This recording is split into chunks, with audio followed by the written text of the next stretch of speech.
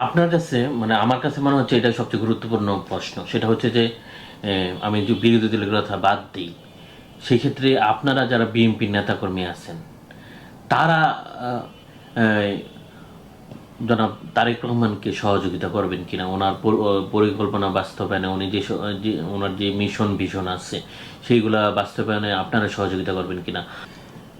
এটা তো বলার অপেক্ষা রাখে না, অবশ্যই সহযোগিতা করবেন।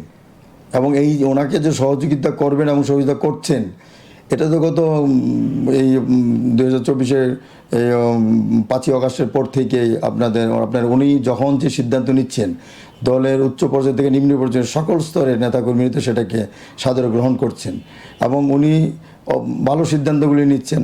এবং আমরা বিশ্বাস করি উনি সর্বদাই এই দেশ পরিচালনায়, দেশের জন্য, এই সরকারের জন্য এবং জনগণের জন্য যেটা কল্যাণ করবে সেই সিদ্ধান্তগুলি উনি নেবেন এবং এগুলি বাস্তবায়নে দলের প্রত্যেকটা নেতাকর্মী ওনার পাশে থাকবে আমি বিশ্বাস করি। প্রত্যেকটা নেতাকর্মী ওনার, এবং উনি দলটাকে অত্যন্ত সুসংগঠিতভাবে এই দীর্ঘদিন যাবৎ ভারপ্রাপ্ত চেয়ারম্যান উনি ছিলেন, ম্যাডাম ছিলেন চেয়ারম্যান হিসেবে, ম্যাডাম অসুস্থ ছিলেন, জেলখানায় ছিলেন, এই অত্যন্ত দক্ষতার সহিত যোগ্যতার সহিত উনি এই দলকে নেতৃত্ব দিয়েছেন এবং ওনার নেতৃত্বে দল অত্যন্ত সুসংগঠিত। তো সুতরাং এখানে তো কোনো দ্বিধাবিভক্তি নাই, ওনার নেতৃত্বের ব্যাপারে কারো কোনো প্রশ্ন নাই। তো সুতরাং কেন সহযোগিতা করবে না? প্রত্যেকটা নেতাকর্মী ওনার সিদ্ধান্তকে গ্রহণ করবে এবং ওনার এই সিদ্ধান্ত বাস্তবায়নে সহযোগিতা করবে, পাশে থাকবে বলে আমি বিশ্বাস করি। এবং কিছু কিছু আপনার মনে করেন তৃণমূলে কিছু কিছু লোক থাকেন ওখানে, আপনার সকলেই যে আমাদের দলের সেটা মনে করেন কিছু কিছু লোক কিন্তু থাকেন, তাদের আসলে কোনো দল থাকে না, যখন সরকার যে আসে সেই সরকারের সাথে তারা বেরিয়ে যাওয়ার চেষ্টা করে। এমন কিছু লোক হয়তো থাকতে পারেন, তারা হয়তো দলের ভিতরে থেকে কোনো ধরনের প্রবলেম তৈরি করতে চেষ্টা করবেন। কিন্তু আমি মনে করি এবং আমি বিশ্বাস করি বাংলাদেশ জাতীয়তাবাদী দল এখন জনাব তারেক রহমানের নেতৃত্বে যেভাবে সুসংগঠিত হয়েছে, এখানে ওই যদি কেউ চেষ্টাও করে সেটা সফল হবে না এবং দলের সকল নেতাকর্মী ওনার পাশে থাকবে, ওনার নেতৃত্বে দল সুসংগঠিত এবং এই রাষ্ট্রের কল্যাণে এবং সবার আগে বাংলাদেশ, ওনার যে স্লোগান, এই বাংলাদেশের নতুন করে বিনির্মাণে ওনার যে কার্যক্রম থাকবে, সেই কার্যক্রম বাস্তবায়নে প্রত্যেকটা নেতাকর্মী ওনার পাশে থাকবে।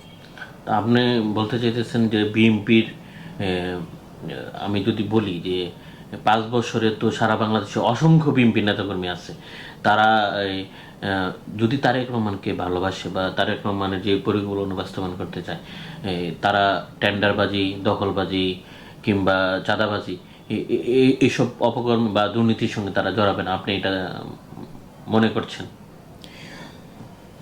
আমি শুনেন, এটা তো আসলে মানুষের ভিতরে কী আছে সেটা তো আর আমি ব্যক্তিগতভাবে বলতে পারি না, কিন্তু আমি যেটা বুঝি, আমার যেটা ধারণা সেটা হলো এই, তারা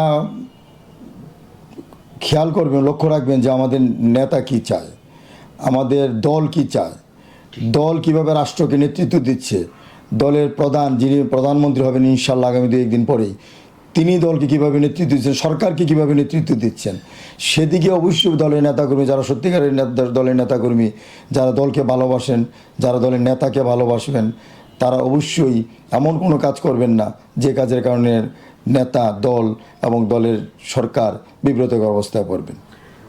তারেক রহমানের দুইটা বিষয় নিয়ে খুবই আমাদের পছন্দ হয়েছে, সেটা হচ্ছে যে ফ্যামিলি কার্ড এবং কৃষক কার্ড। হ্যাঁ, তো আপনি কি মনে হয় এগুলো সঠিকভাবে বিতরণ হবে, বা যারা সত্যিকার অর্থে এগুলো পাওয়ার মতো যোগ্য তারেক রহমানের দৃষ্টিকোণ থেকে, তো এগুলা বিতরণে কোনো অনিয়ম হবে না? আমি মনে করি হবে না। এই কারণে উনি যখন এই যে এখন আপনি দুইটার কথা বললেন, উনি যে বলছেন নেমে এসে আমাদের মিটিং করে, ওখানে আমরা উপস্থিত ছিলাম, আমি ব্যক্তিগতভাবে উপস্থিত ছিলাম, যে আই হ্যাভ এ প্ল্যান। তো এই প্ল্যান যে উনি করেছেন, সেই প্ল্যানে এটাও আছে যে এই কার্ডগুলি কীভাবে ডিস্ট্রিবিউট হবে। আমি বিশ্বাস করি যে উনি যেই কার্ডগুলি দিবেন, এই যে কৃষক কার্ড, ফ্যামিলি কার্ড, তারপরে স্বাস্থ্য কার্ড, এগুলি যে দিবেন, তো এই কার্ডটা ডিস্ট্রিবিউট কীভাবে সেটা প্ল্যানের একটা অংশ আছে। তো সঠিকভাবে এগুলি ডিস্ট্রিবিউট হওয়ার জন্য উনি যে প্ল্যান দেবে সেই মোতাবেক ডিস্ট্রিবিউট হবে। আমি মনে করি এখানে কোনো দুর্নীতি হবে। আর এগুলি তো পর্যাপ্ত পরিমাণে দেওয়া হবে, পর্যায়ক্রমে দেখা যাবে যে প্রত্যেকটা কৃষকের হাতে কৃষক কার্ড চলে যাবে, প্রায় প্রত্যেক ফ্যামিলি যাদের প্রয়োজন তাদের কাছে পৌঁছে যাবে। তো সেখানে তো দুর্নীতি করার প্রয়োজন হবে না আমি মনে করি আর কি। আর যদি এমন কেউ করতে চায় তাহলে অবশ্যই সরকার দল এটাকে অত্যন্ত কঠোরভাবে এটাকে নিয়ন্ত্রণ করবেন এবং আমি মনে করি যে এটা সকলটাই সুশৃঙ্খলভাবে সুসংগঠিতভাবে প্ল্যান মোতাবেক হবে ইনশাল্লাহ।